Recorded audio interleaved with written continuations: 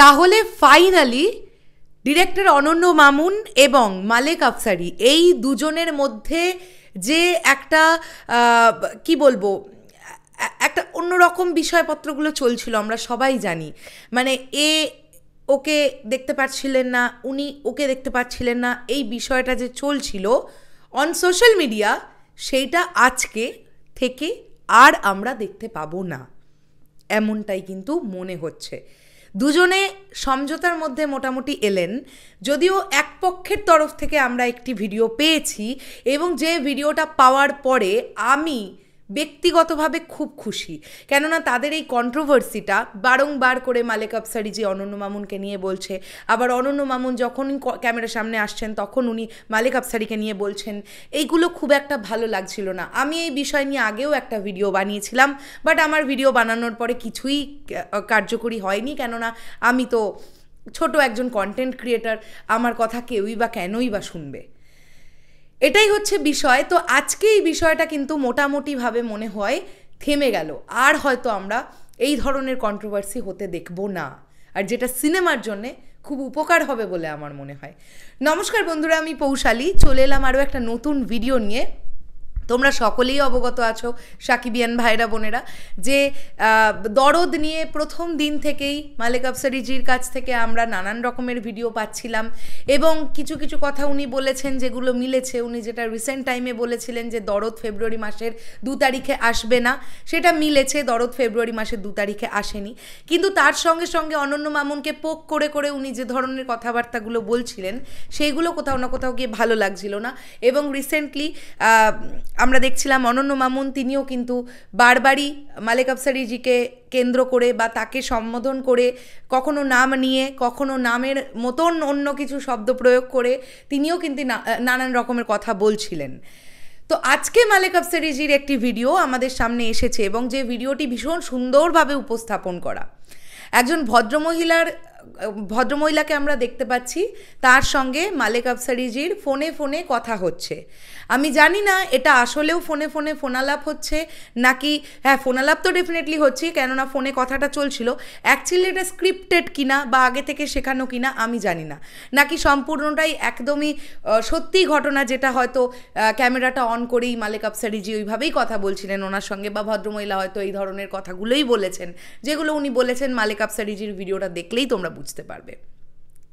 But যেভাবে পুরো বিষয়টাকে প্রেজেন্ট করা হয়েছে, আর এই যে মালেক আফসারিজি আজকে এই কথাটা বললেন যে আজকে এটা একদম ঠিক যেটা আমরা বলছি। দেখো আগের বছর যখন প্রিয়তমার সঙ্গে সুরঙ্গ এলো এবং একটা কন্ট্রোভার্সি ক্রিয়েট হলো, তখন কিন্তু সাকিবিয়ানরা রায়হান রাফিজির ওপরে প্রচণ্ড রেগে গেল, আমরাও ভিডিও তৈরি করেছিলাম। আজকে ঠিক বছরটা ঘুরেছে, যখন রায়হান রাফির ডিরেকশনে সাকিব ভাইয়া কাজ করছেন, তখন কিন্তু আমরা রায়হান রাফি ভাইয়াকে প্রচুর সাধুবাদ জানাচ্ছি।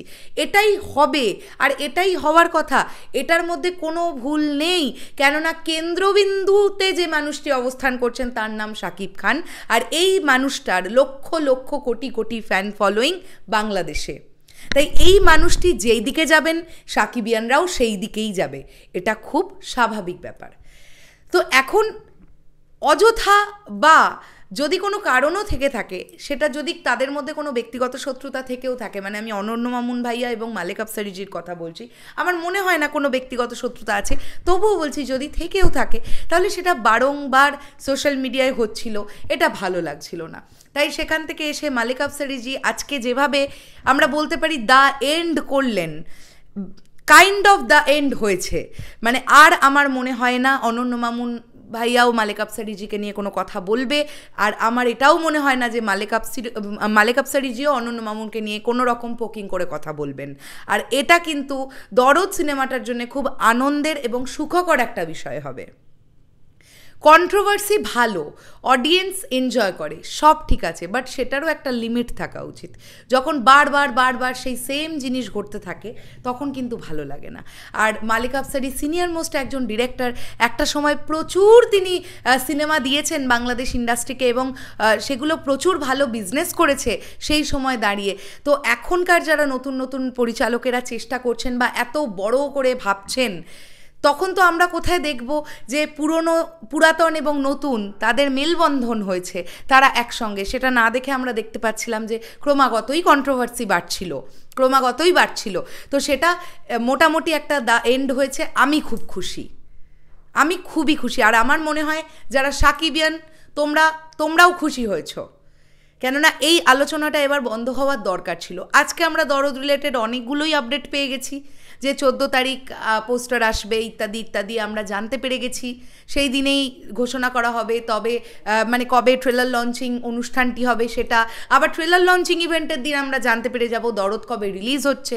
কাজেই অনেকগুলো আপডেট কিন্তু আমরা পেয়ে গেছি। এখন আমাদের শুধু সাকিবিয়ানদের অপেক্ষা হচ্ছে দরদ মুক্তির জন্য, দরদ মুক্তির আগে কি পরিকল্পনা সেগুলো দেখার জন্যে। এত বড়োভাবে একটা প্ল্যানিং করা হচ্ছে, সেটা কিভাবে কার্যকরী হচ্ছে সেইটার জন্য অপেক্ষা করা আমাদের উচিত হবে।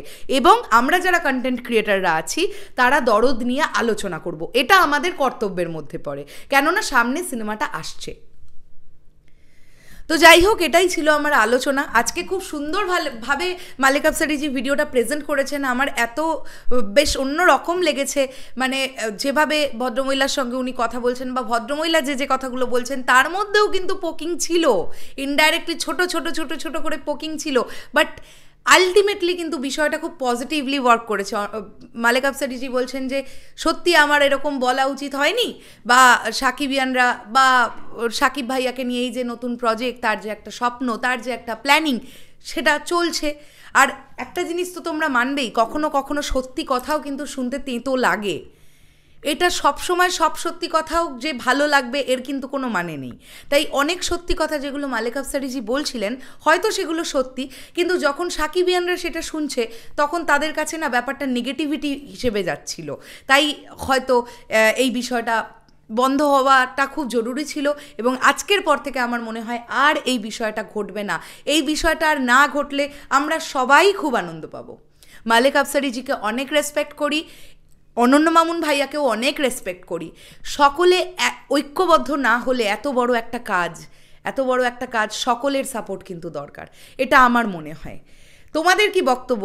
আমি দেখো বেসিক্যালি কোনো কন্ট্রোভার্সির মধ্যে থাকি না, কিন্তু আজকে এই ব্যাপারটা নিয়ে আলোচনা একটুখানি করলাম। তোমরা নিশ্চয়ই মালেক আফসারিজির ভিডিওটা দেখেছো এবং সেখান থেকেই তোমরা বুঝতে পেরেছো যে ভিডিওর প্রেজেন্টেশনটা কত অন্য রকম ছিল, এবং ভালো রকমের, খুব ভালো লেগেছে সেই প্রেজেন্টেশন, খুবই ভালো লেগেছে। সামহাউ আমার মনে হয় মালেক আফসারিজি এটা তো নিজে অবশ্যই তিনি ফিল করেছেন যে অনন্য মামুন কিন্তু চেষ্টা করছেন। তিনি মানে প্রথম থেকে যেটা মনে হয়েছিল, অনেকেরই মনে হয়েছিল, শুধু মালেক আফসারিজি কেন, অনেকেরই মনে হয়েছিল যে অনন্য মামুনের দ্বারা কিচ্ছু হবে না। কিন্তু এখন এই পরিস্থিতিটাতে এসে কিন্তু আমরা বলতে পারি যে দরদের কাজ কিন্তু 80% কমপ্লিট, দরদের পোস্ট প্রোডাকশন চলছে। কাজেই এখন আর সেই না হওয়ার জায়গাটাতে নেই, অনন্য মামুনও চেষ্টা করছেন। তাই সিনিয়রদের আশীর্বাদের হাতটাই অনন্য মামুনের মাথার ওপরে থাকবে এবং পজিটিভলি থাকবে, এটাই আমরা সবাই আশা করব, তাই না? শেষ করলাম ভিডিওটা। তোমাদের কি বক্তব্য এটা নিয়ে অবশ্যই কমেন্ট করে জানিও। আসছি আবার খুব শিগগিরই নতুন কোনো ভিডিও নিয়ে। চলে যাওয়ার আগে অনন্য মামুন ভাইয়াকেও অনেক রেসপেক্ট, আবারও মালেক আফসারিজিকেও অনেক রেসপেক্ট। মালেক আফসারিজির সব ভিডিওস আমরা দেখি এবং উনি ভীষণ ভালো কন্টেন্ট তৈরি করেন, খুব ভালো লাগে ওনার কন্টেন্টগুলো দেখতে। কিছু কড়া কথা খুব হাসতে হাসতে বলে দেন, সেটাও বুঝতে পারি, বাট দাম তো অবশ্যই আছে। আবার অ্যাট দ্য সেম টাইম অনন্য মামুন ভাইয়া তিনিও কিন্তু নতুনভাবে একটা ইতিহাস রচনা করার দিকেই এগোচ্ছেন। তাই সবাই আমরা এক হয়ে থাকবো এই সময়টাতে, যখন দরদ সামনেই রিলিজ। টাটা।